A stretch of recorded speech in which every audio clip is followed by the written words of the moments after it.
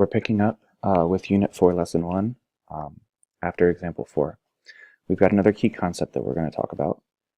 These are the inverse trig ratios. So we have inverse sine, inverse cosine, inverse tangent. Basically, the concept here is if you know that, for example, the sine of some angle is some value, then you use inverse sine of the value to figure out the angle. The purpose for using inverse sine and cosine and tangent functions is if you know the length of a side, it will help you find the angle that's associated with that in the triangle. So you use trig ratios to find side lengths, and you use inverse trig ratios to find angles. So our example 5 here, we're going to be finding the angle, finding a missing angle.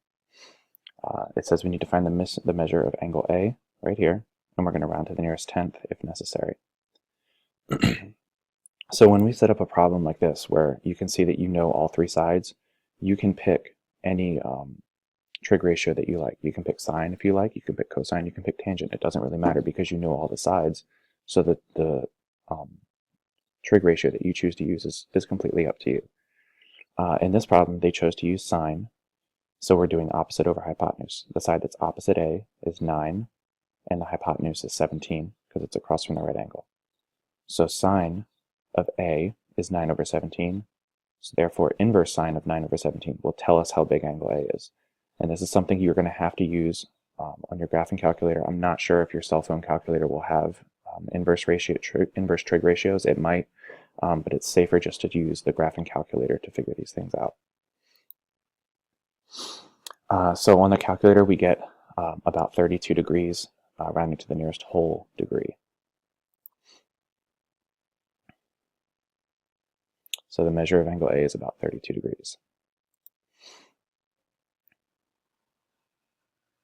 For part B, this time we're going to find the measurement of angle B.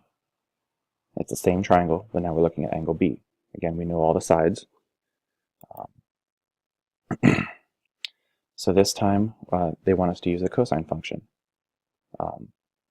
Again, the cosine, because cosine is adjacent over hypotenuse, this time the side that's adjacent or next to B is the 9. So 9 was opposite A, but it's adjacent to B. And we're using the hypotenuse again. So we know the cosine of angle B is 9 over 17. So the inverse cosine of 9 over 17 would tell us how big angle B is. When we plug that in the calculator, inverse cosine 9 over 17, we get about 58 degrees. So angle B is about 58 degrees.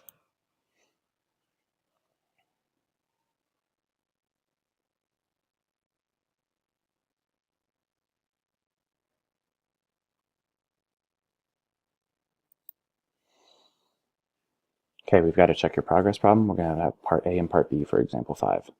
So for part A, we need to find the measurements of angle A. Same process as before.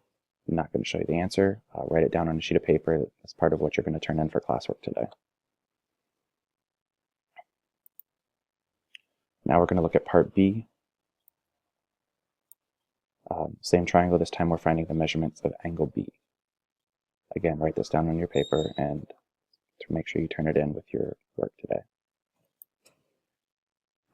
All right, example 6. This is an example about using angles of elevation and angles of depression. And elevation just means going up, and depression in this case means an angle that goes down. So part A says a golfer is standing at the tee looking up to the green on a hill. The tee is 36 yards lower than the green, so where he's starting from is lower than where he's aiming towards. And the angle of elevation from the tee to the hole is 12 degrees. From a camera and a blimp, the apparent distance between the golfer and the hole is the horizontal distance. Find the horizontal distance. So we're looking for horizontal distance, this bottom side of a triangle. We know that we have a 12-degree angle, and it's 36 yards lower than the hole. So the height of the triangle is 36 yards.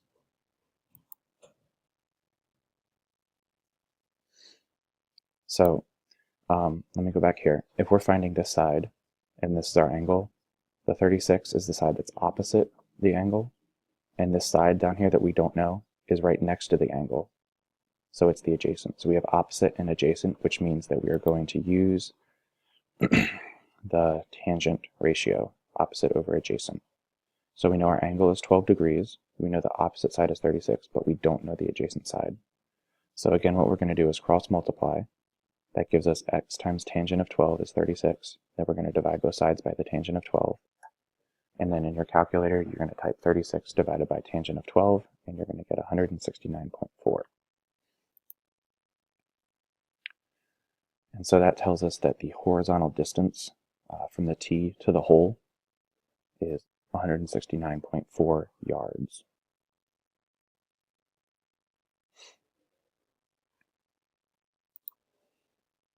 Okay, part B, another problem on this relating to a roller coaster. It says the hill of a roller coaster has an angle of descent or an angle of depression, so going down of 60 degrees.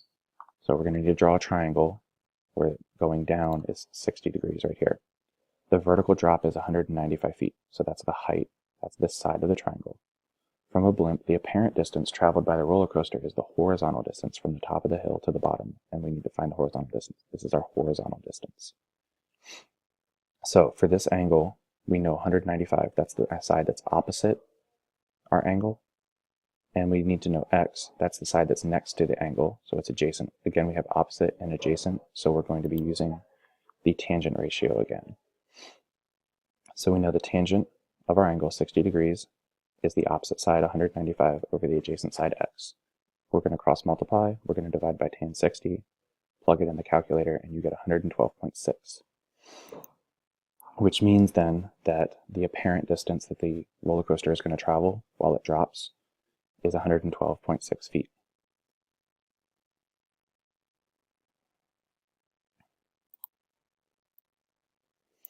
Okay, we're going to do check your progress. Again, this is part of the classwork, part A and part B.